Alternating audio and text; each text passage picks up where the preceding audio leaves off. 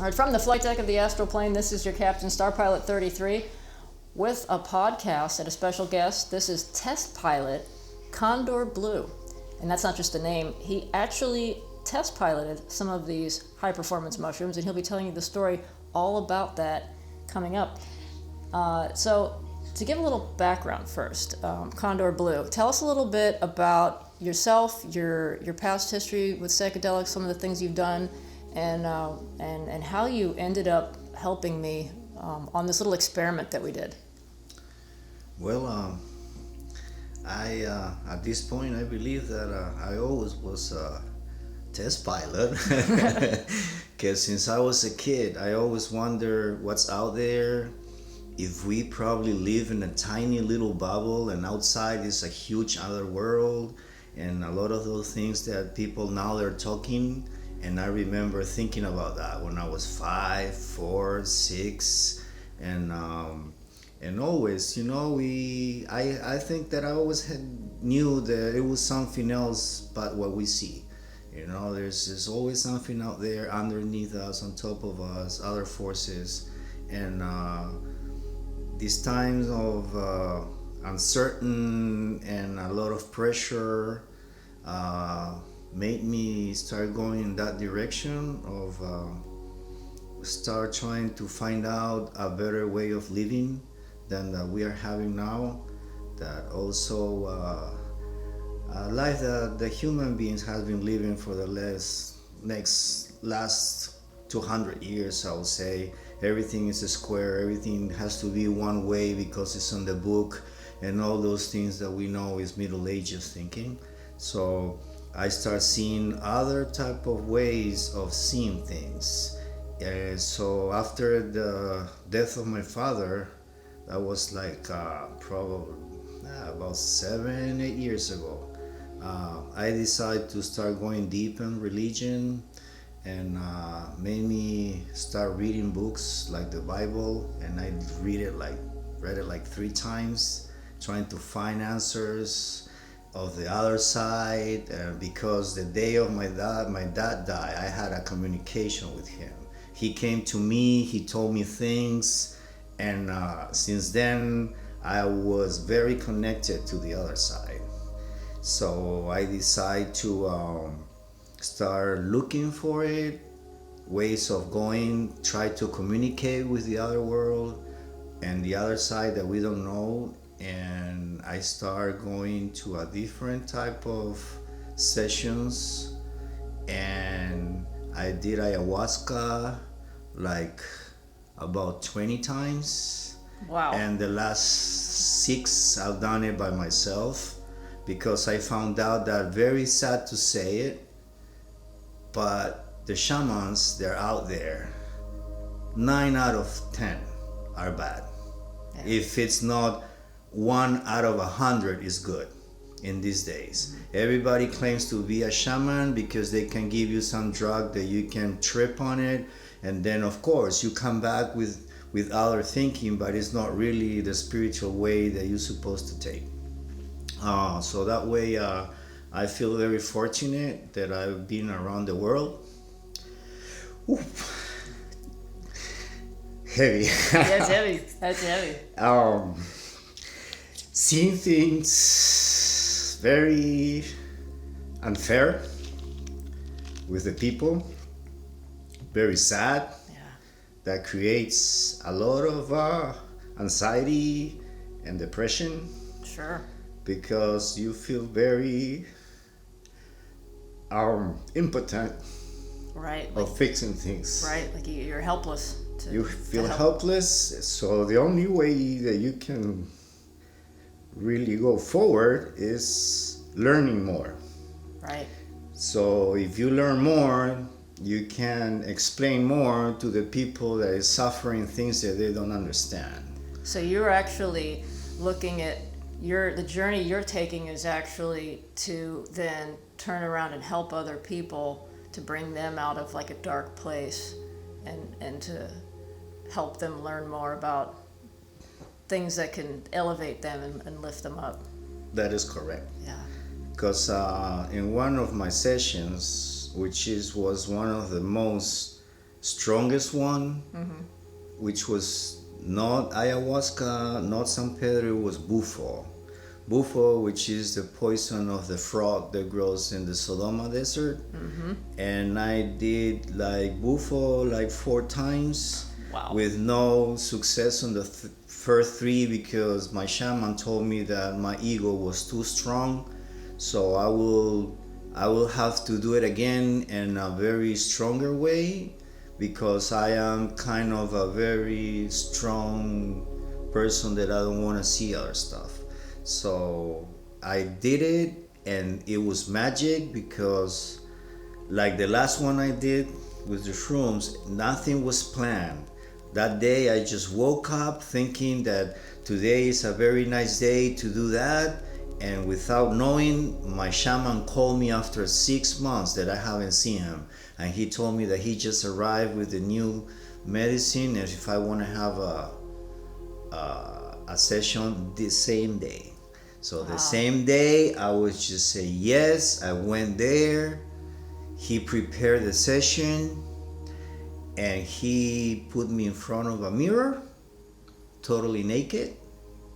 And he told me that this time I'm gonna see what nobody wants to see, and if it's gonna open and it's gonna totally change my life. And he prepared the big pipe. He put the Bufo in there, and I sucked that baby with a lot of fear. And I knew it's gonna start hitting me right away. And even at half of my hit, I was already in trance. Wow. And I kept sucking in with fear that I might die because there is a chance that you have a heart attack with that thing. And I'm not that young anymore. So I did it because I was really in search of the answer. And the mirror turned totally melon with it was like an ocean of a sunset. It's like a sunset color. It was so deep that you couldn't see the horizon, and there were creatures jumping around looking at me, and my face started showing. According to my shaman, there were my other lives. So I saw a Mongolian, a Native American, Eskimo, and Indians from the Amazon, and my face continued changing, and every time there was changing, I felt happier and happier and happier, and at the end, my face turned to Buddha. And my chest just exploded with light, and it was emanating light all over 360 degrees in all directions, and all the creatures that got the light was coming from my chest. They started getting happy and jumping and smiling, and I was like, wow, so this is the other side. Really, this is where we go when we die. So after that day, I'm not afraid of dying anymore. Right, I would imagine not. So your experiences with psychedelics are pretty advanced by the average standard. I would say it's more than I've ever done. And so mushrooms are basically something you've got a lot of experience doing just throughout the years, here and there. Well, the mushrooms really start lately. Okay. Yes, I've done ayahuasca, the Bufo and stuff, but the mushroom was, I found the mushroom was kind of a coincidence because I was always looking for it, but I never had a chance. And when I came back from my last trip to the Amazon, a friend of mine told me that they went to outside a party and they did mushrooms. And then another time I heard the same thing, so I was like, oh, people's using mushrooms a lot now. And it came like to me like, well, maybe you don't need to go to the Amazon and get ayahuasca in order to heal other people. So probably if you try the mushrooms and it gives you the positive effect of healing, maybe you can start healing with them. So that was my first intention, which is the only one that I have. I want to just to learn so I can heal people. And the only way that we can heal people is knowing what we're doing. Right. And if we don't know what we're doing, we cannot teach. So we gotta learn first, and that's what I'm thinking I'm doing now. I'm just trying to experiment with all the mushrooms I can experiment now, because I'm not afraid of taking them. Well, and that right there is a great segue to how you got involved in this experiment, because I knew you wouldn't be afraid to do this.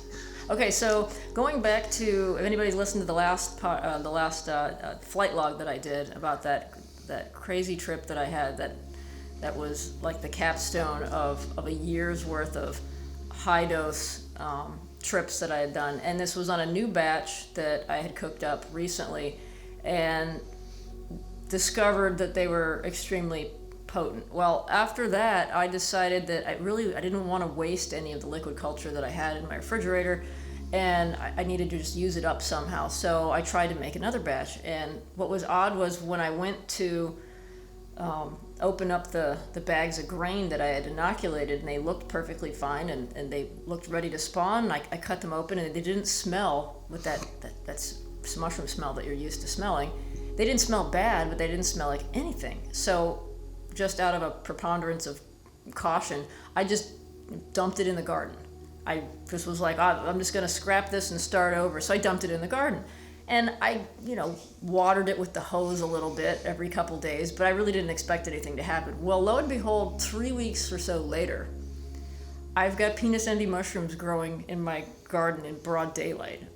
So the experiment came with, not only are these from the new batch, they're the same genetics as the batch that created that last trip that I was on, but also now these are outdoor grown, so they have the nature component and the symbiosis with the tree and the leaves and the soil and all that stuff, more like a natural mushroom. So I was not prepared for this to happen. I sure was not prepared to trip, but then to have fresh ones as opposed to drying them, that's another factor. And if we're doing this in a scientific kind of way, if we're doing this for science and exploration of the metaphysical realms and all that, to boldly go,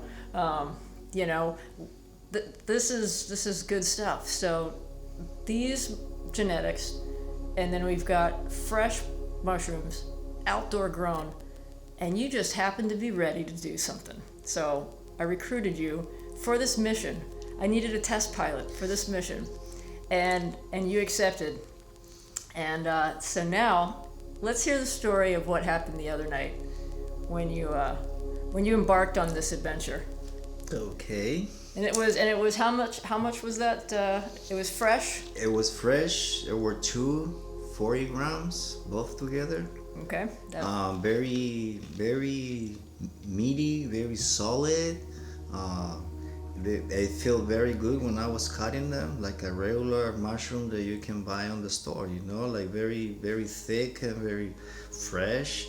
And my sister, she's a cook, and she also understands about the mushrooms, and she lives in the Amazon, and she gave me her recipe of the tomato, garlic, onion sauce with the mushrooms. And that's something she cooked for some Japanese people over there in South America. So she said to me like, oh, try this, you will like it. So since the mushrooms were fresh, I said, okay, let's do a fresh sauce. And it really worked, because when I was like in half of the meal, I could feel already like the pressure going up. My ears were whistling a little bit, and that's the launch. Yes, and the part that I will say is the best of all is that you have no bad feelings in any moment. It's like I ate, I felt very satisfied with the meal. And like any other meal, you feel a little tired after you eat because your stomach is doing some digestion, and you feel like sitting and just relax. And that's what I did. And when I sat like on my lounge, like a dentist type of chair, And so I just relaxed there, and before I knew, I was like probably 20 minutes, 30 minutes, and boom, I was already like moving like a snake, because my body was feeling a little uncomfortable, but not so bad. It wasn't something that is kind of, like you don't want to go through again. It's pretty mellow. We'll have to explain that Co-Pilot Cat. Hi, he's here. Everyone that wants to hear all about Co-Pilot Cat, he's here, and he's joining us here on this podcast with his input. I may have to let him out at some point, so I'll cut to a break if we have to do that. But that if you hear any meowing, that's Co-Pilot Cat. Okay, so it's hitting you pretty hard, and you're just settling in for the ride. Yeah, so I was just like closing my eyes and trying to relax, and everything happened like episodes. Everything was different feeling, different visions, and they were part of it. It was like opening a book. So you start the first page, something happened, then 20 minutes later you turn to the next page, and something else happened. And you know what? That's exactly the way my trips are, and you're like the only person that has done these other than myself. But I have the exact same experience in that there's like an opening introduction, then there's like chapter 1. Yes. Then they give you a break, you come up for air, and there's a little intermission, and then you go back under, and then there's like another like scene 2, and yeah, it was like a catalog right. of what they can tell you what it is over there. Yeah. So I was like first I will say it's hard to tell the time. Yeah. Very hard to tell the time. Right. But my first session, I would say I did it in the couch. And when I was in the couch, I was like twisting from one side on another one, and every time I twist, my visions will change. So in one side, let's say I was on my right side with my neck on the right side with my eye closed, and I was seeing all these like silver lines with some color. Some of them will have color, some of them didn't. It was just in a deep dark, endless darkness, but all these lines were like moving with perfection, moving. No, it wasn't the divine geometry. No. Was it like a circuit board? This was like, let's say, those jellyfish that you can see very, very deep in the ocean that has their own light? Oh yeah, like bioluminescent. Bioluminescent, yeah. Same thing. Not exactly like organic, more like electric lines. No, like the organic things I saw in the mirror with a Bufo. Yeah. They were like jellyfish, like very strange creatures. Yeah. But in this one, no, this was I would say the whole trip were lines and lines at the beginning. Then I would say 2 hours of that, an hour and a half of those lines and this and that. And after that, I start opening my eyes, because all that happened with my eyes closed, all those messages. So did you hear a voice? Like you heard a voice in your head, but you knew it was not you? Correct. Okay. Correct. There's always, once you do ayahuasca, once you do mushrooms, they said, I'm not going to say what I said because I don't know nothing. But the people that they say they said that actually the plant talks to you. And once you drink ayahuasca, the ayahuasca stays in you forever. You don't need to do it all the time, because the information that you got is already there. It's just up to you that you want to take it. Right. And it's like when we go to school. They teach you how to be good. If you don't want to be good, you want to be bad, that's your problem. Right. But you knew when you heard these messages, and that's what a lot of people say, how do you know that it wasn't yourself? How do you know it wasn't your own thoughts? It's like you just know, just like when I'm talking to you, that this voice is not you. You know it. Correct. And besides the voice is the message. It's something that is coming to you without you are not even thinking about nothing about that point. There's a moment that you start thinking that, oh yeah, it's probably my imagination. Is it my imagination? Is it my brain building all these ideas, or is really a message for me? So that keeps going into your head. So I was so lucky that this trip was so long that I had a chance. I had the chance to think and act and do whatever I want and analyzing it. So I was really test fly here. That's great. That's exactly what I needed too. I needed somebody that had the presence of mind to test the design limits of these high performance mushrooms all the way to the edge of the envelope. Correct. Every single detail, I was like making sure that I don't forget anything. Did they tell you when you were trying not to forget, did you hear a voice say, you're never going to remember any of this? Or, actually, that's what they tell me all the time, is don't even bother trying to remember this because you're never going to remember it. But then I do. Well, I will say not in my case. Actually, they were telling me things to not forget about it. Okay. And this will come later. See, this is the first time I've actually heard this whole story. I've heard bits and pieces of it in the driveway, but this is the first time I've actually heard the whole thing. So, continue. and this, what I want to tell you, even surprised me because all my trips with other stuff were very organic, very, very mental, I would say. But this one here, it wasn't all my imagination. There was something out there working with me. And I'll tell you what was it, and after, because that happens when I went out. Yeah. But before I went out, happened something else. My daughter came. Right. Yeah. When I was like at the beginning of everything. And I mean, it was like my first hour, and I was already laughing by the messages that I was getting, because all those messages that they were telling me were things that in one point I was thinking long time ago. Things that I thought that, oh, you know, why this and why not this, and all those things are coming to me like, dude, you were right. It's just like you didn't know that we were here sending you this. So in that point, because my daughter walked into the room, she turned on the light, and from seeing all those silver lines with colors in the very deep dark area with the lights on, the whole room turned into the divine geometrics. Wow. Every single square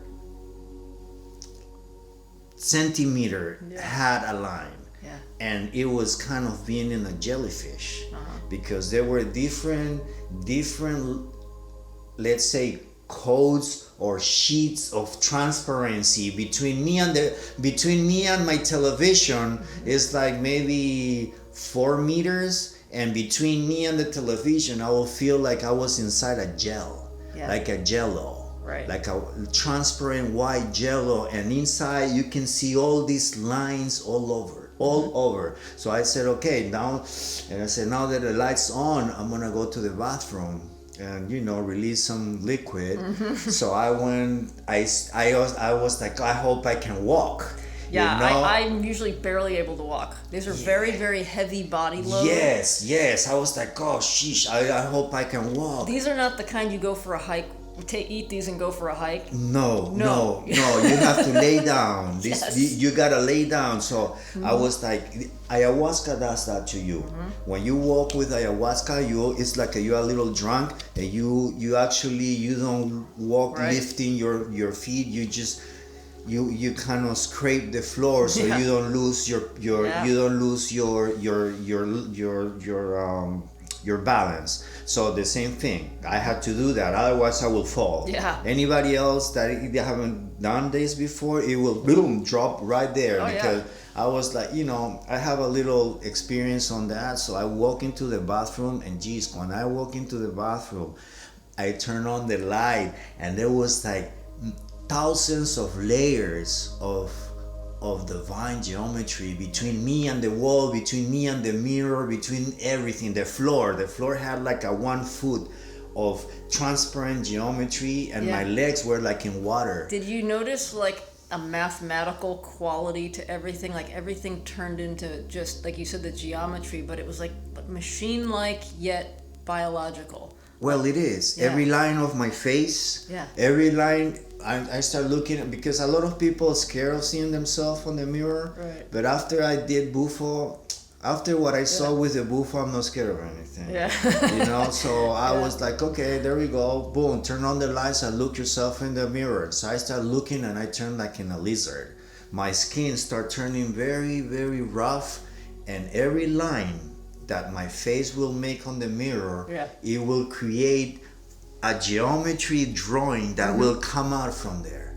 So my eyes, and for moments I will try to look deeper in my face, and all my surroundings will turn like to a peach color, like the same color that I saw with the Bufo. Right. So that is like the tunic they use, the Krishnas. That is the color. Wow. And some people told me that that's the color of the 5th dimension. Oh, all right. So that's the dimension where we go when we die. Again, it's the same place.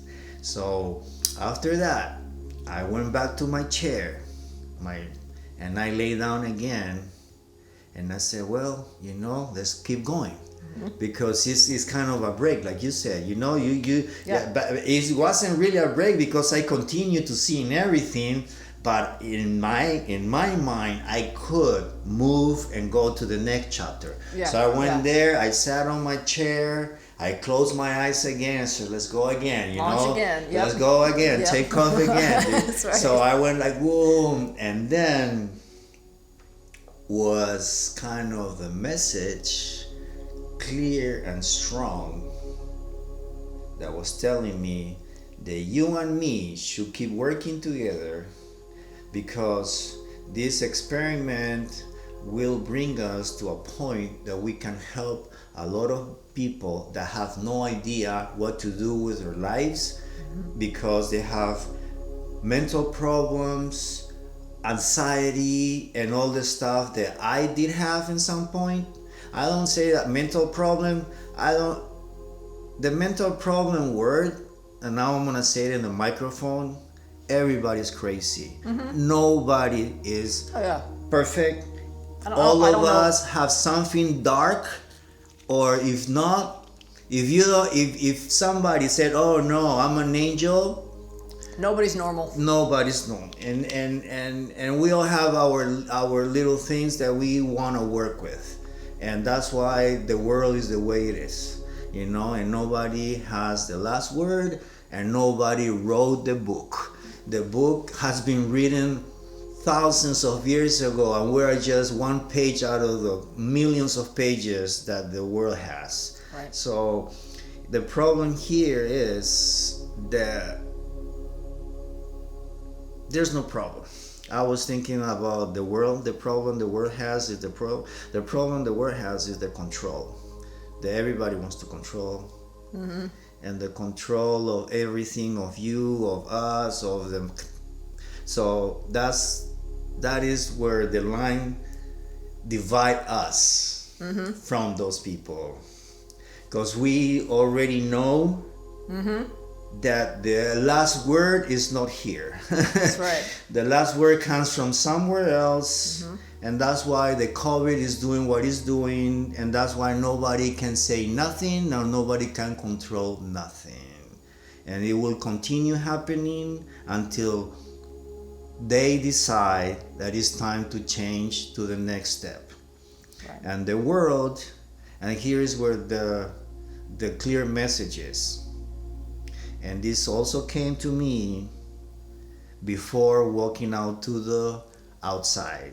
So when I was out there inside my room thinking about our work, and the mission of our work is to heal. So we're gonna continue getting information, and the other, what was I about to say? They do have the solution for the world, and that's why we're going through what we're doing. And some people is getting the information, and some people is getting the information, they are not seeing it, and some other ones cannot have the information because they are not ready or they are not good people. So when you are not a good person, you have no good intentions, I'm sure what we know is not gonna get into them. Right. Because all this is only for good change. And it seems like in this time you've got all these people that are seeking answers. They don't even know what they're looking for, but they're seeking something, and these people are finding it now. In this time, things are opening, and more people that have been seeking to find a way to the other side or to find the answers, they're finding it now. Yes. Actually, every time I go to a session on ayahuasca in Peru, the times that I did it in group with people, 80% were foreigners from Europe and United States. Yeah. There's waves of people going to the Amazon trying to do some healing with the ayahuasca and the mushrooms, and the San Pedro also in the mountains of Peru. But yes, and everybody that wants to walk in that path, the beauty of it is that you just need to take the decision to do it. You know, nothing else stops you from learning all this. It's just you gotta say, okay, I'm afraid of doing this, but you know what, I'm gonna give him a shot. And if I am a person that cannot see nothing changing positive in my life, I would say take a chance. You know, find somebody that can help you having your first session in a spiritual way, because this is not only chemicals and imagination. This thing is spiritual creation, universal law. Yeah. This is all universal law. Is connectivity with planets, stars, sun, everything. The birds, the monkeys, the horses, all of us, we are connected. Because every time I come back from a session of ayahuasca or Bufo, even with this happened to me, the animals just come to me. Yeah. The birds, there's like million places that bird can fly. No, he comes straight to me, boom, straight 90 degrees, passes in front of me, or turns 2 times on top of my head and then he leaves. Yeah. You know, things like that, you know, or comes in front of my window and start whistling for 20 minutes, 30 minutes. I come out, I have the bird in front of me like 2 meters away, and the bird doesn't fly. He keeps singing to me. Yeah. And I keep singing like the duo. I go like and he comes talking to me. So it's all about the vibration that we have inside. Right. Everything is vibration. Colors, crystals, everything vibrates. So when we are mad and when we turn like into bad person, our vibration just goes. Yeah. And everybody that is in good vibration can feel our bad vibration, and that's why somebody said, "Oh, dude, I don't like this guy." Of course, you are full of anger inside. Everywhere you walk in, you can emanate your Yeah. so Yep. you know, and I was feeling that thing strongly the whole time. The message behind my trip was, this is for you to share and help. And I'm gonna show you something that is that you're gonna flip, because I've seen ghosts, I've seen monsters, I've seen all kinds of things, but what I'm gonna tell you now, it really changed my life. Okay, this is it. And for all you guys, if you have a doubt if we are alone, I can tell you we are so connected to our bodies, to our friends out there, that you have no idea. I would say I won't give them more than 5 years before we are talking straight to them.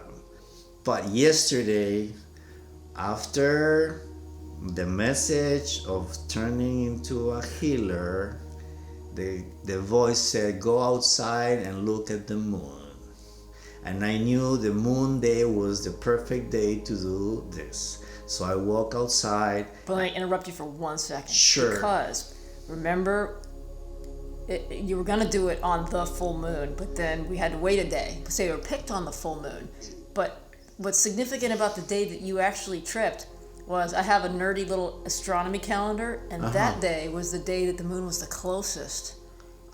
And it's 222,000 miles. 222 is the distance that the moon was on the night that you tripped. So, yeah.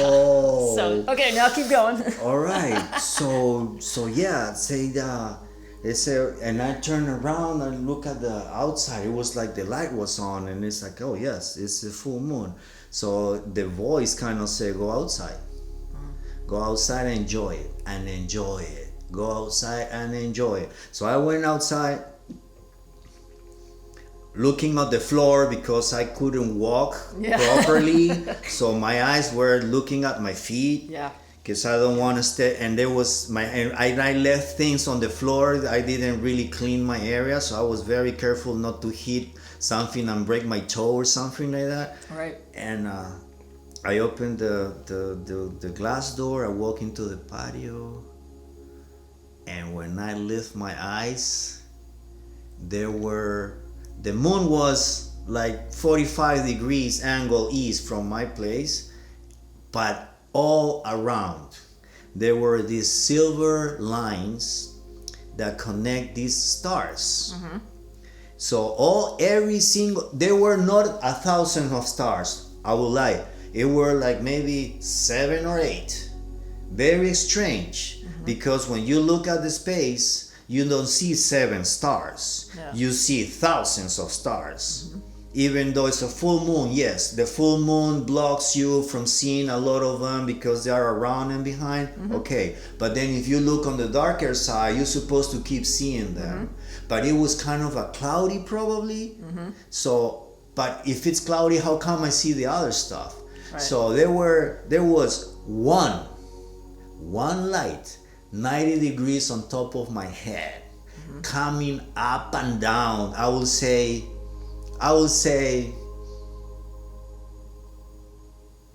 6,000 feet. It was playing between 6 to 10,000 feet up and down in a second. Wow. And every time it will come down, it will be bursting 3 lights on the side, purple side, and will come down straight to me. And then we'll go up again, and then we'll come down again, and we'll go up again. And it was playing that thing, like calling my attention. Yeah. So I started looking at it, and the guy said, yeah, that's right, you're looking at us. Okay, so, and it's like, and your connection with her is true. And I'm gonna show you what we can do. So basically, same squadron. We're correct. We're in the same squadron here. Yeah, you're gonna be her wingman. Yeah. So you're gonna fly with her. Good deal. From now on, you're in the same squadron. You're gonna fly wing. We got the same mission. The same mission, Yep. And we're gonna keep getting more info. And once he sent me that info, I was like, okay, I know. Now I know why is all this happened, because I know we know each other for some time, and this thing just popped out. So it was like, how come, and they actually answered me and said, hey, you don't have to know everything. Yeah, they told me that too. Yeah. You don't have to know everything. There's things that you will never know. Yeah. Why and when, and don't worry about it. It's just happening. Right. And look at the sky now. What is gonna happen? So I start looking at the stars, and the stars, they keep doing that approach to me and leaving all this time when I'm thinking all this. And there is an airplane coming from north, south, making a turn, trying to get into the airport that is close to mine. And he said, look how stupid that looks. And I look at the airplane, And they just made him go forward and back like 3 times. And there was another one flying next to him, underneath the belly and the tail. Yeah. So the pilot will never see it. Right. And this thing was flying underneath for, I would say, 10 kilometers, because it was an approach coming down a very kind of medium speed. Yeah. And this thing was just following it for some time, and then the light will return back to the same point, and then let the airplane go. Yeah. And sometimes they made the airplane kind of stop.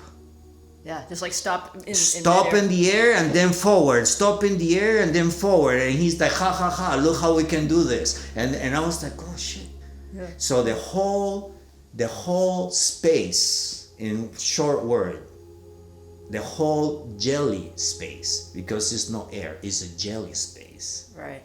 They can control it. Mm-hmm. They can move it. Mm-hmm. They can move everything, and you can stay in the same spot. Short words, they can move the sky on top of us without us moving. Mm-hmm. So it sounds crazy. It's almost like controlling a video game or a control. Correct. Look at the background. Mm-hmm. You know, you are watching the front, and they can move the background in front of you, back and forth if they want. So I was like, okay, so that's another lesson. You know, that's another thing that you guys can do. Mm-hmm. And the guy said, well, you're just starting to see. And then I lay down. I was like, I was tired of being standing. Oh yeah. So I was like, oh, I'm gonna lay. And now I usually, I like the cold, but when I am warm in some spot, I don't like to feel cold. I like to feel cold if I'm in the mountains. I don't care 10 degrees under zero. But if I'm with my shorts and in a room, I don't want to feel my feet cold, right? So I was like, oh, I didn't feel anything. So I had no shoes. I took my shirt out and I lay down on my patio in the cold floor without feeling anything, just watching the stars, how they were moving. Yeah. And then I dropped. Yeah. I closed my eyes, and I don't know where I was. It yanked you under. Totally black pitch hole. Yeah. And then I went down, and then is when I came back out of the hole, and there was the message of, now what you know, use it. I mean, it's so obvious that they don't even tell you exactly this, but in other words, the message is, you know how serious is this, so don't even think about making some stupid move. The message was clear and strong. This is for healing only. Yes. And you're gonna keep learning with it to the point that you will know who to heal. Yes. And how to heal it. And what you did, basically what they said to me, what you did with them, the way you ate it, is the perfect way to heal.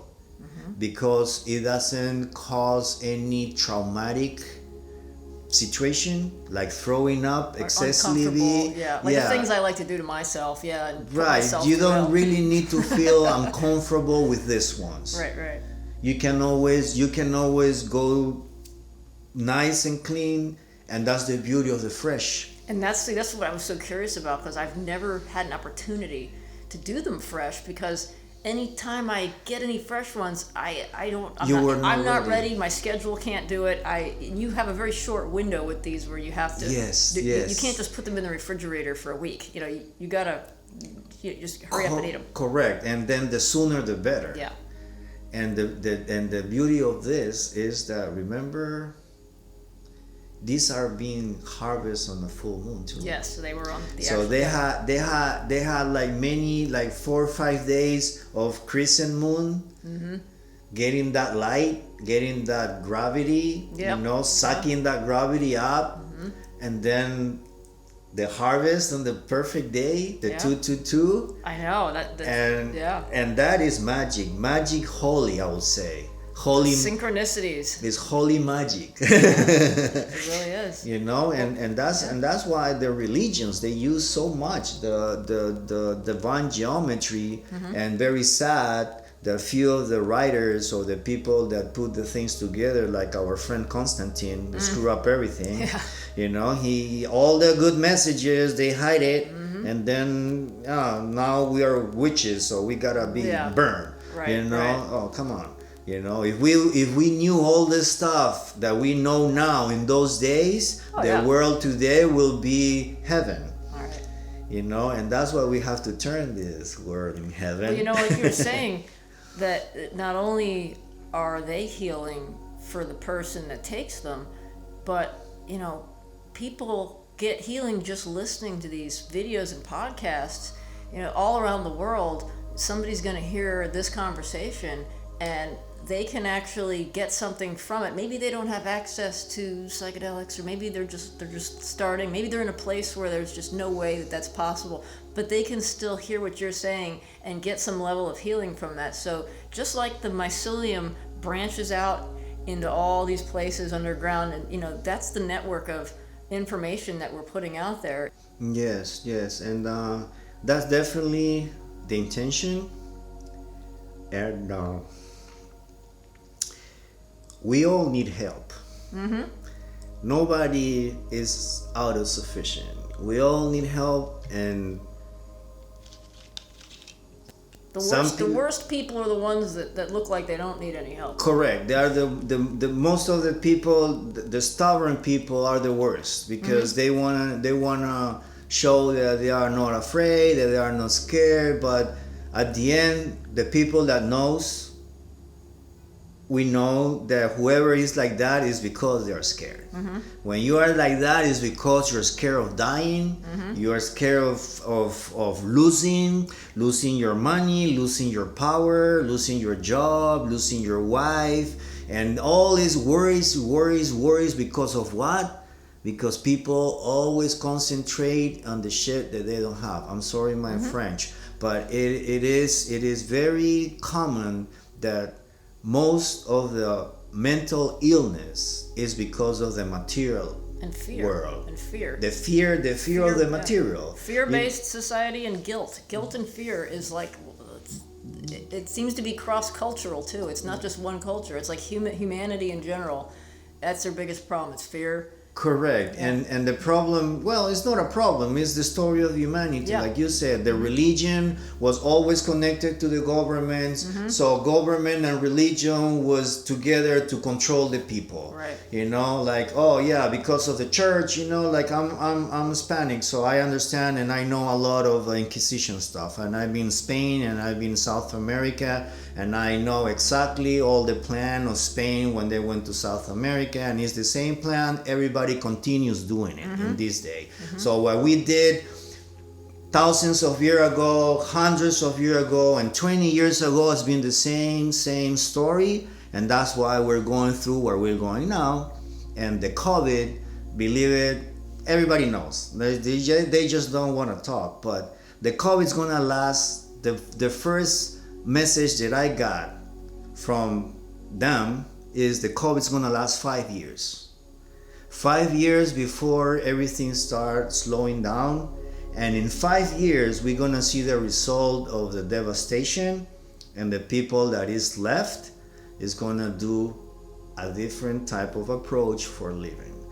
From now on, a lot of people is gonna try to live in collaboration, because trading, it will be more efficient than making money and buying stuff.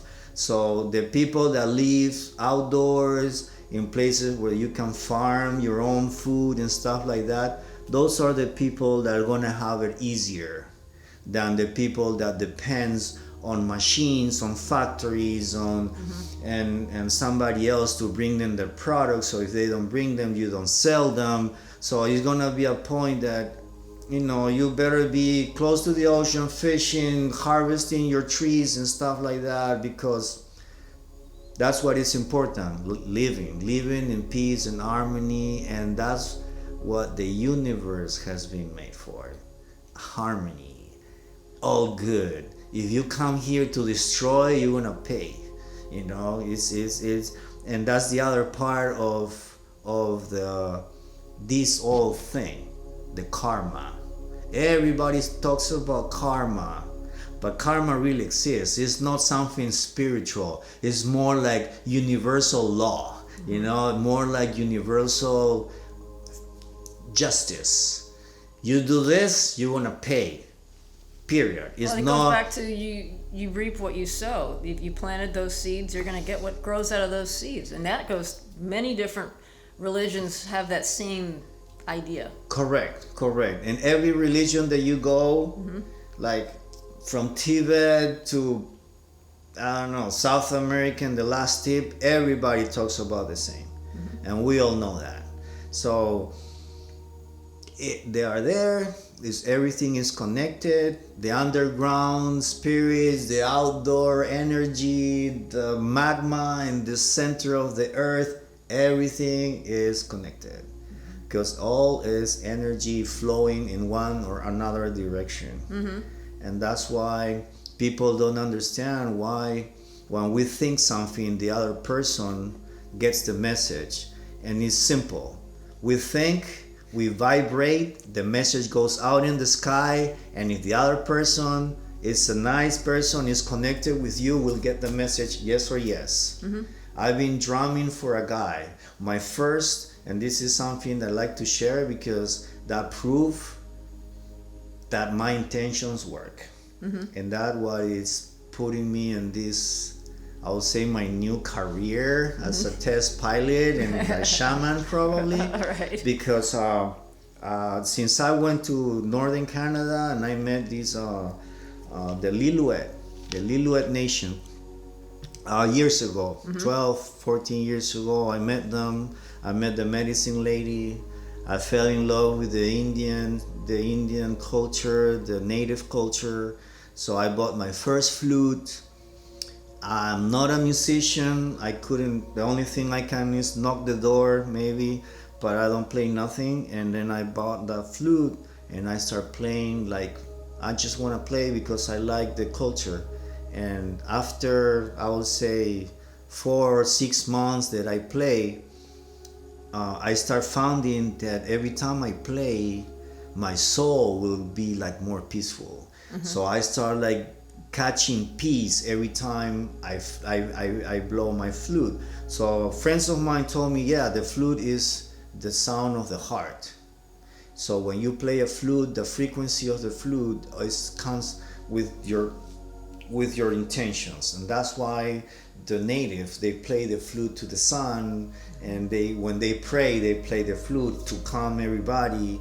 And so I start playing the flute. And after that, I said, well, I'd like to have a drum. So I bought my first hand drum and I started learning from all the shamans in the whole world.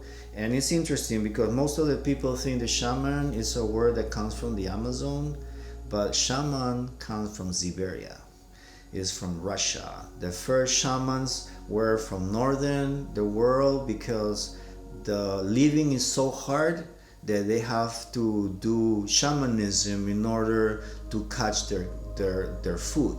So they will get into trance and pray for nights and days before they go hunting.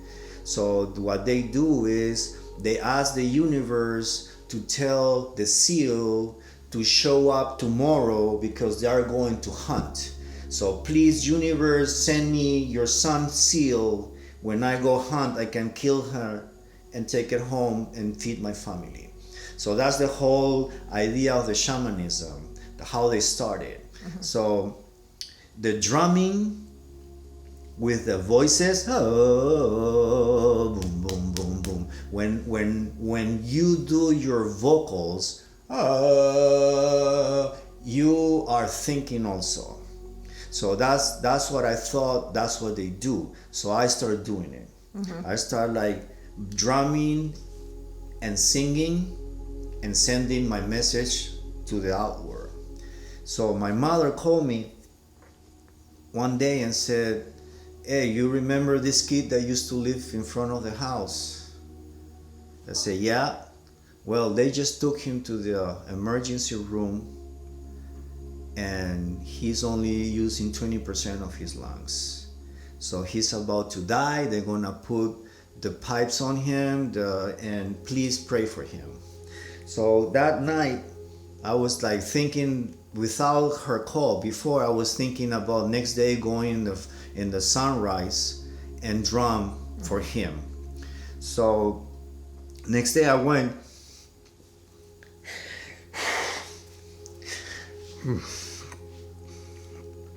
Next day I went to a special place. So I started drumming and I asked the sun, because in those days I was like directing my prayers to the sun, and I asked the sun to help me giving some relief.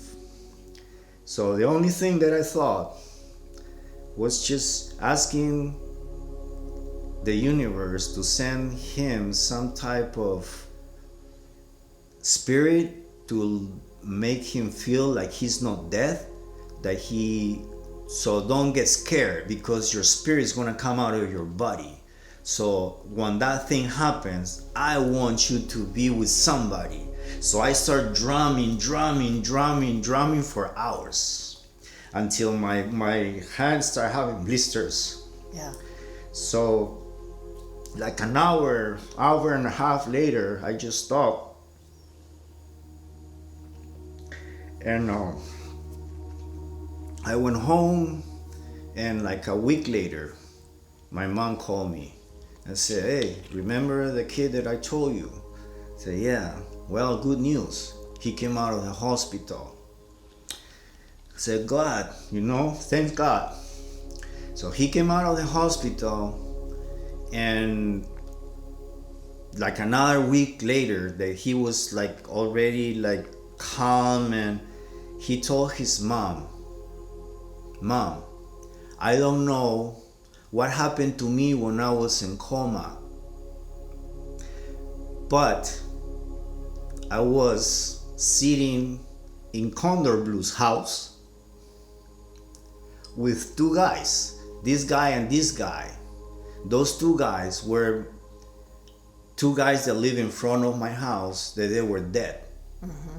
So the two spirits of those two men went to his bed in the hospital, mm-hmm. to be with him when he was in coma. Wow. So since that day, I said, you know what? This is me. Yeah. This is what I'm gonna do. Yeah. So. And since then, the doors have just been keep open. You know, and you are a witness of it. Yeah. Because you have seen it. All the other stuff that happened to me. I'd known you I knew of you for many, many years, but when the door opened, it was right. It was in the right time. This is somebody that is a test pilot that can, work with you. So it was very clear. Very clear. Very clear. Yeah. So after that, when I was on the patio and those stars keep coming straight to me, mm-hmm. I mean, hours. It wasn't 1 minute. Oh, look at that star! It's coming. It's moving. No. It was there the whole time. Wow. And every time the message will come, it will come faster. It will come up and down faster, and then we'll start, and then we'll stay over there and stay all the way up there, and then we'll come all the way down. Like, okay, have you seen that ball that they send, like a slingshot, where they put the people in there and they shoot it up? Right, yeah. Have you seen the lights that come? Yeah, kind of like that. Yeah. But imagine one that is like 20,000 feet up, and it's coming from 20,000 to 10,000 up and down. Yeah. It's like 10,000 feet up and down in a second, you know? And I'm a pilot. I know distance in the sky. Of course, nighttime, lights, it's very tricky. You cannot be the perspective can change. Right. But, I mean, when you see another airplane flying next to it, that is going horizontal. The airplane is flying horizontal, and this guy is going up and down next to it. So it's not my imagination. Right. They were there, and not only that, they are connected one to each other. The stars has a line. There's like a silver line connected from one to another. It's like a grid, like a net of some like kind. a net. But it's different. It's different shapes. Correct. Yeah, it's not it's not a spider web. Yeah, right. It is a web with different shape, different distance on the lines. Yeah. But they are connected. I've seen it. So after that, all the craziness of the lights and then the message, right? It says it's really, so now you have everything in your hands. For now, for now, pretty much told me I'll see you on the next one. Like you wanna do it again because you have to do it again and I have to do it again because otherwise I won't continue learning. I just wonder if that guide is the same one that shows up to my house every time because it sure does sound like it. I have the same guide has showed up every trip for the last I think 5 or 6 trips, and he showed up right after a really traumatic point in my life, and he was there from then on. And every trip he shows up, and he's like the coach, the guide, yeah. It's like the guide of them, like the one in charge. Put it this way, and I wouldn't be surprised that he's the one in that star over there, the one on top of us. I need to go out. I need to go outside and see if I can talk to him because he always shows up in that corner in the area of the light. When I have the lights off, there's a green. Power outlet, and it shines green up on the ceiling, and he always is up there somewhere. I need to go outside and see if I can talk to him next time. See if it's the same guy. Well, I spoke with my sister because I had to tell her this. Yeah. So I called her a few hours ago, and I told her about the stars, and she's like, "Whoa, you didn't know that?" it's like oh, so what? It's like, yeah, I mean they are there. It's like she she lives in the Amazon, and then she has, I mean, we can probably invite her next time because she speaks English too. So, and then she lives in the Mecca where they come from. Right. I mean, you don't need to roll them. You just need to go walk. Right, they're everywhere. Over there, they're everywhere. Sure. And she told me, yes, the star, and that's why they say the star people. The Anastasi people, the Indians and the natives. Sorry about that. The natives and here they talk about it. The star people. So it's not. They are there. Yeah. And they are there with a strong message, and they will help us. They will help everybody, and I hope I can help people because there's no reason why we should suffer here. We're all going through bad times, yes, but there's always a window. We just gotta be patient and be smart and wait for the right moment to jump through it. Right. Because we all think that this is the end, there's no money, and then you go to bed with all that anxiety. You don't sleep. You don't sleep one day. You don't sleep 2 days. You don't sleep 1 month. You don't sleep 3 months. Then your mind starts going wacky. Well, that's when you get too focused on here and the dense reality that we have in our life and our society and the things we have to do. And you realize that there is so much more to how all this works.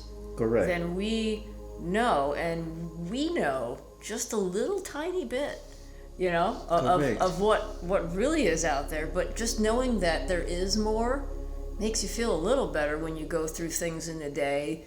This bad thing happens, car breaks down, whatever. You know that's just stuff here. That's just things that happen here. And it has absolutely nothing to do with how it all really works. And how it all really works is much greater than we can even imagine, but we get a tiny little look at it when we decide to go to the other side. They give you a glimpse of, look, all these things that you're so worried about, all these things that you're making yourself sick with worry is like nothing. It's dust. Correct. It's dust. Correct. And then look at this beautiful reality of all that is beyond your little dust. And we can't even wrap our mind around it. You just sit there like in awe, looking at what little they show you.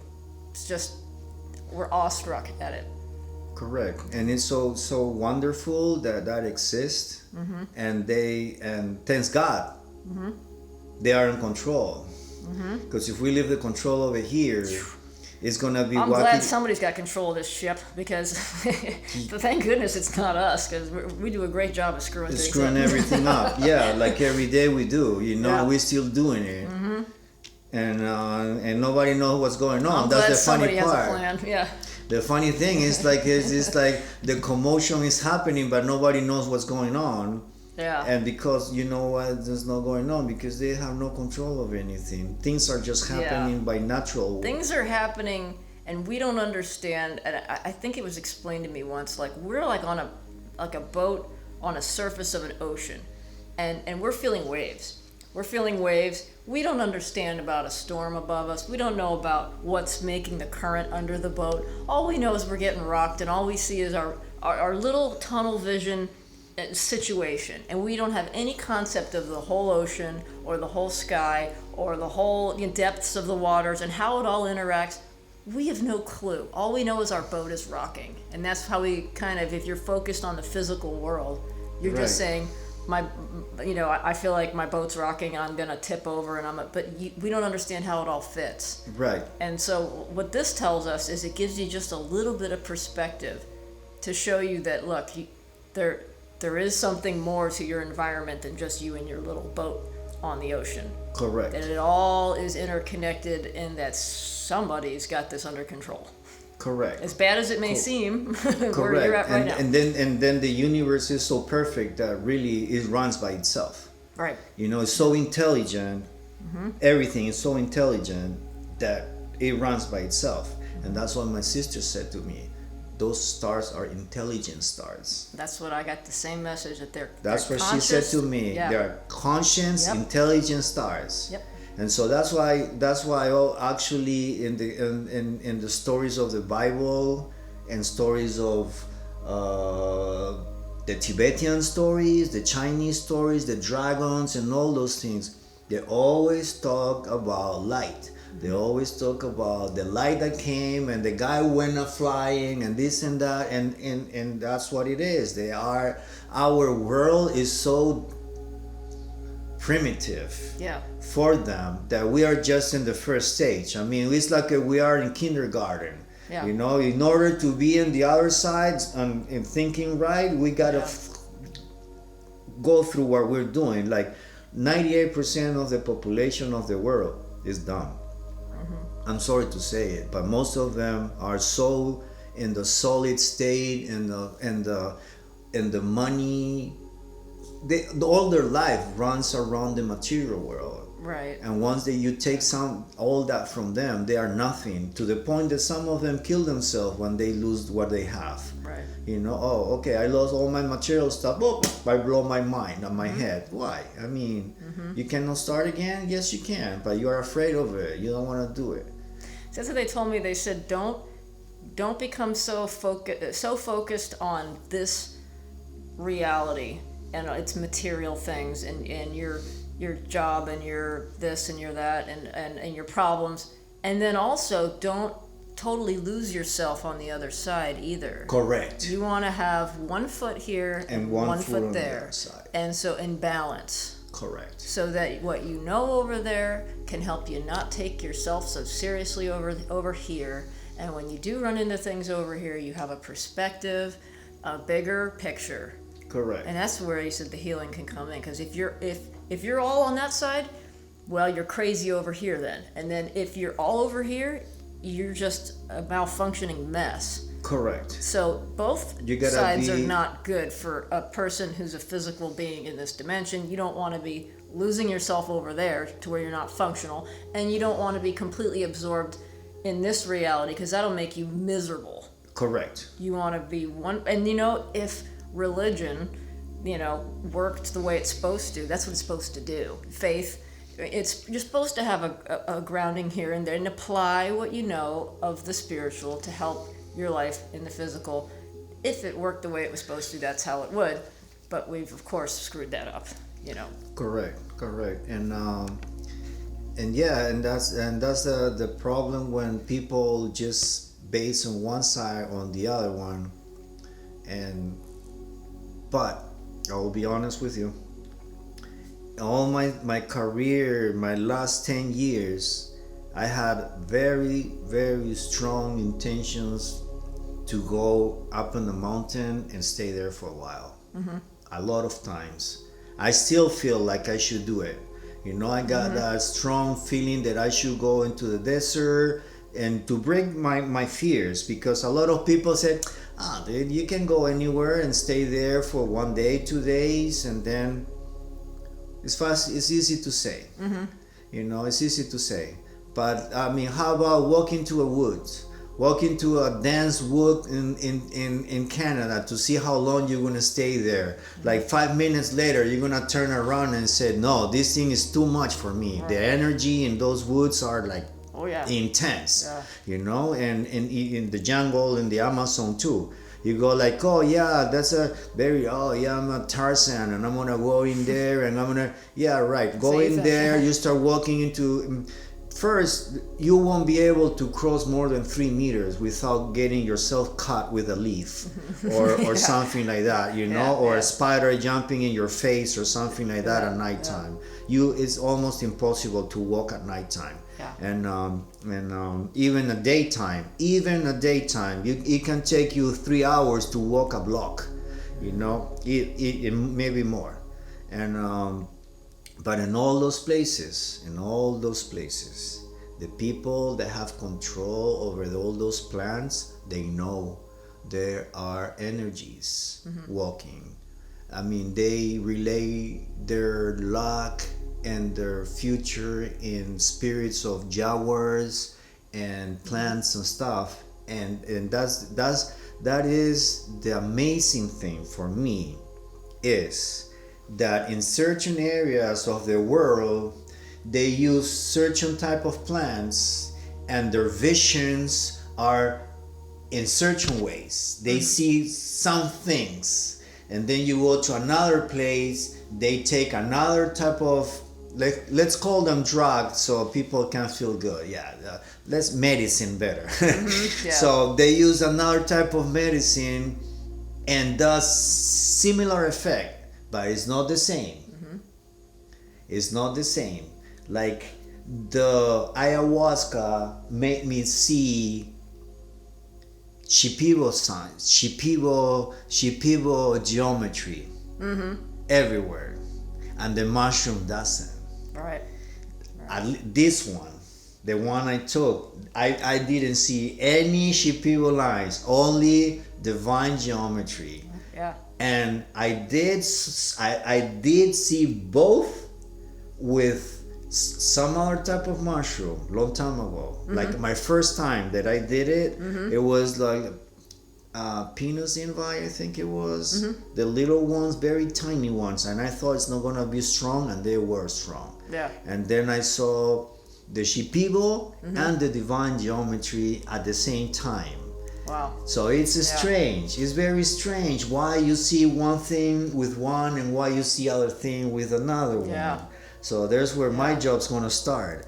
We wanna have to start, you know, like register like every single flight, and do like a, you know, a post-flight report. Hey, that's what I'm doing. You know, but you know, it helps you when you do write it down, or you just, sometimes I just turn the microphone on and start talking.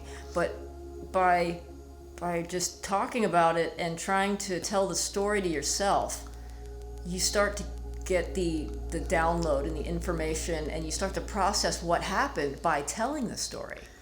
And then just by hearing it played back to you, you remember more. So it's like, I found that actually doing these videos helps me to integrate more of what I learned than before I was doing it. So I got years and years of trips that I never wrote down. I never, you know, and they faded.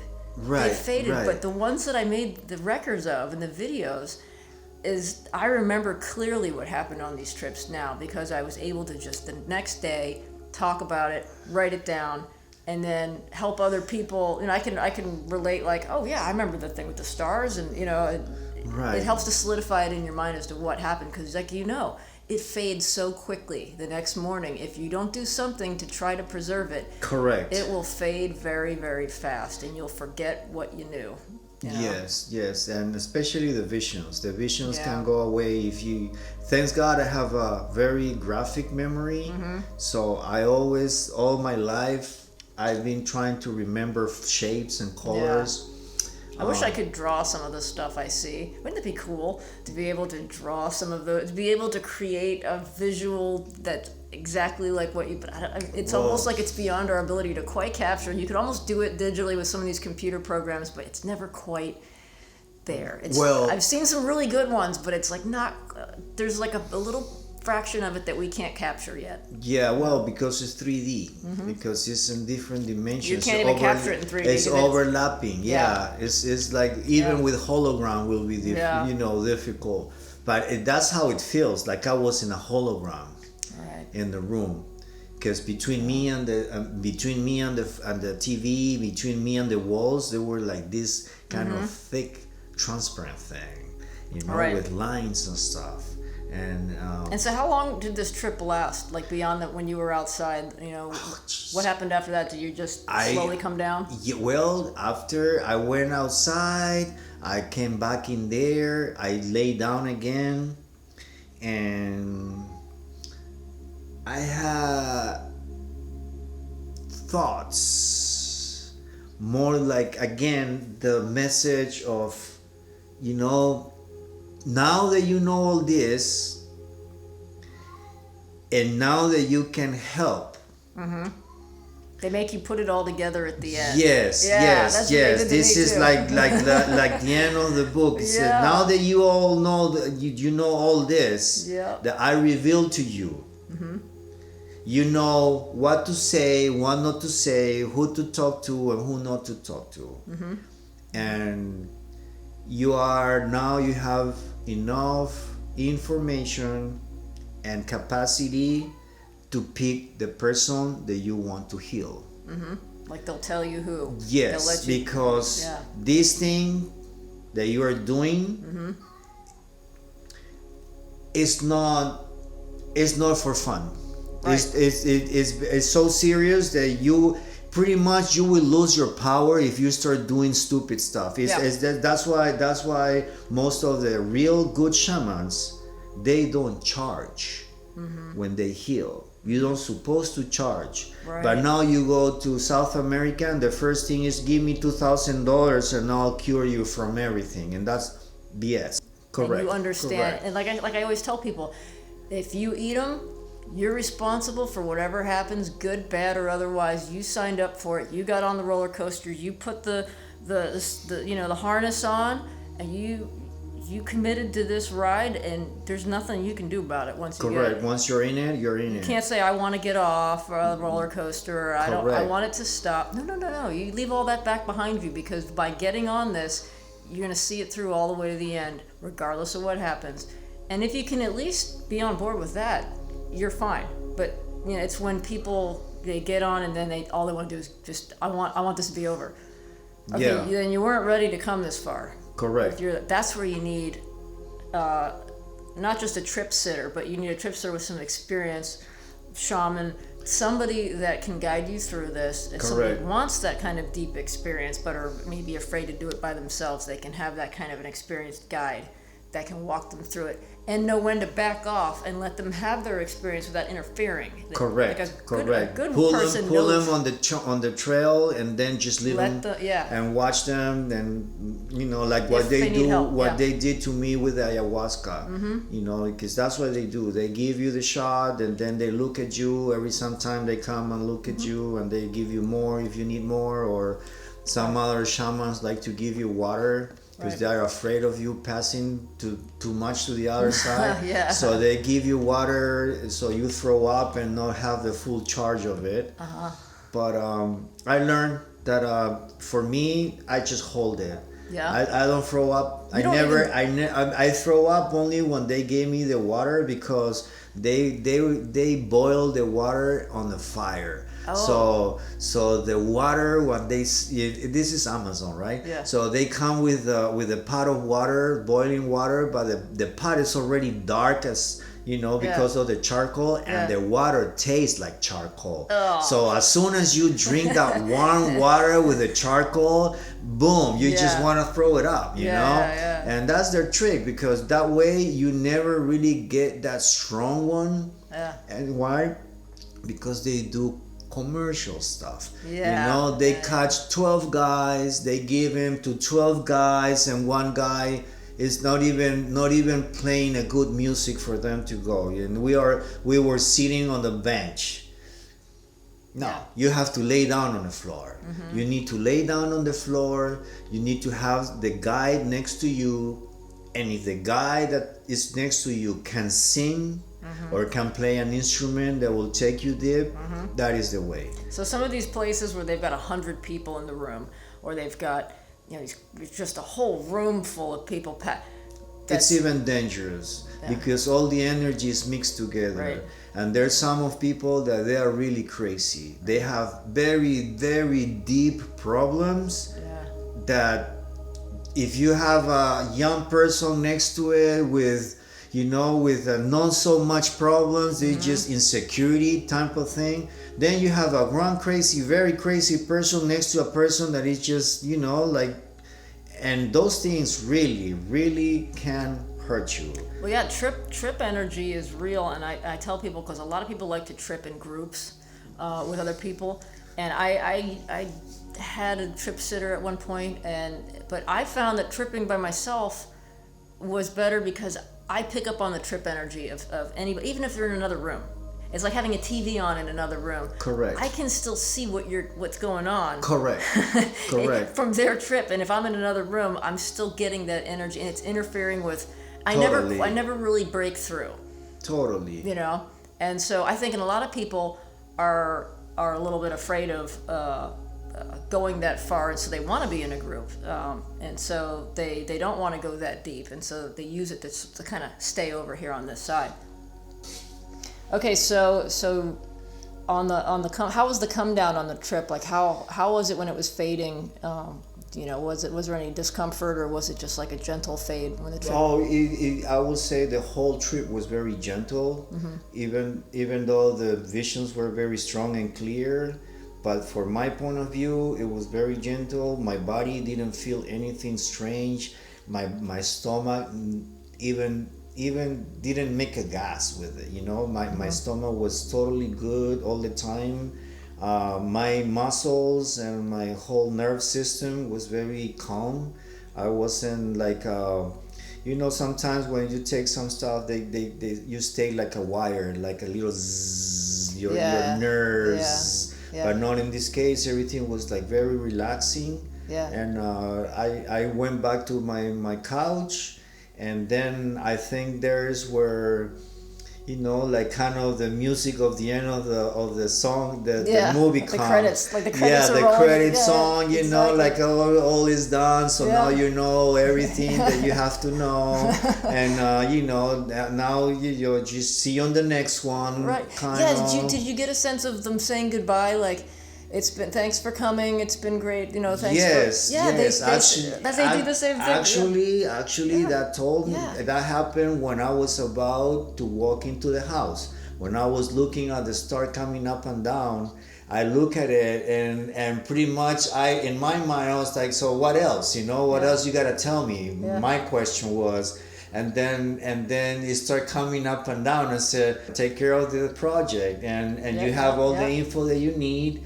And like I said, I'll see you on the next one. And then whoop, and then, you know, and the light keep coming up. I wanted to stay longer just to keep seeing it. But it was, I mean, I've been so long outside seeing it that it was like there's no surprise anymore. You know, it's like seeing a tsunami wave one time, and then you see another one, and then you see the same thing again and again. Then it's like, okay, well, it's not surprise you anymore. You know, it's like, okay, you are in the world now. And it's like, okay, I feel great. I feel very proud that they contact me. because this thing is not my imagination, you know, and I don't care what the people say after that, but I know what it is. Yeah. And my plan is just to keep learning, keep test flying, and learning who will be my next patient, because I know like 3 or 4 people that they will really benefit from all this. But like you and me know, this thing has to walk in a very smooth pace, not crazy. So I will say before I can help somebody, I need another 3 more flights. Yeah. So I can really understand the medicine. Sure. Because I really want to know how far I can go with the weight that I'm gonna do. So now that I know 40 takes me there, I think next time will be 60 or something like that. So I can. I mean, these are very strong penis envy mushrooms. So and we're talking wet grams here, wet weights, not dry, but still that dries to about 6 grams, and that's a serious dose.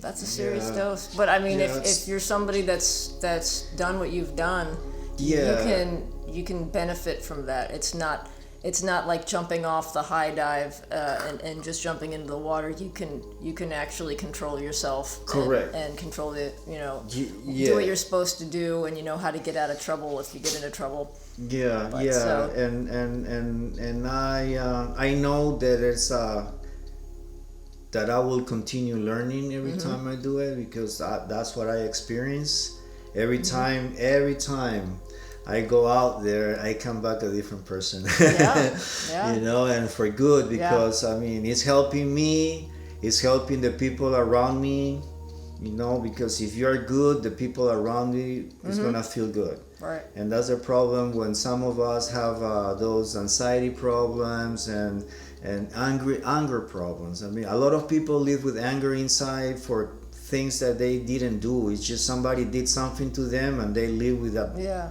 heavy bull inside of them. I will recommend all those people to get into this type of therapy, because once you know the truth, you stop thinking about stupid stuff. You know, you focus on the real mission that we as human we have in this earth. Our mission is to make a better world, one way or another one. Helping kids, helping plants, helping ocean, helping anything. Whatever you can do to make something better, that's the mission. And that's why awesome. I'll say that I'll go all the way up there, and I think that I don't want to keep talking because I'll stay there until tomorrow. I thank you so much for being a test pilot on this experiment. I think we got some good empirical evidence and we got some good data back on these high performance mushrooms, and I think that they are the fighter jets that I thought they were. I'm really glad you were game to try this at a last minute kind of thing, and so now I want to do this fresh, but I gotta, of course it's hard, but now I'm really curious too. So that you've opened the door for me to want to actually now verify your results with more empirical evidence. And sorry to interrupt you, I just got a message. Oh, really? It said my next time will be all the way out there. Really? Yeah, so this time I saw everything from the bottom. Okay. So they said, like, if you go again, I'll take you out there. So nice. Supposedly I will see things from over there. Well, I hope you get to see a spaceship, because I mean, I've only run into a couple people that have actually seen them, flown them, like what the mushroom spaceships are. Yeah. I know you've seen the other ones, but I'm talking about the ones that you see when you go under. When you're in there. Yeah. And so it'd be pretty cool to see if you do, because I met a couple people who have, and our descriptions are all the same. So that would be really cool if you get that on the next time. Well, but we can't have any expectations, right? No. We can't expect anything. Intentions, yes. Expectations, no. Correct. I just know that the number of the weight, it's already in my head. So I think if that number came. Hey, if they tell you, that's they tell what you. it is. I let them pick my dose too, and sometimes this last year I was like, oh my gosh, you want me to do that much, really? So yeah, you listen to what they say and follow their lead, and what's meant to be is meant to be. That's your lesson for the night, you know? Yes. But thank you so much for volunteering for this mission. You're very I appreciate welcome. it. Until next time, fly safe, stay healthy, and I'll see you on the other side. I'll see you there.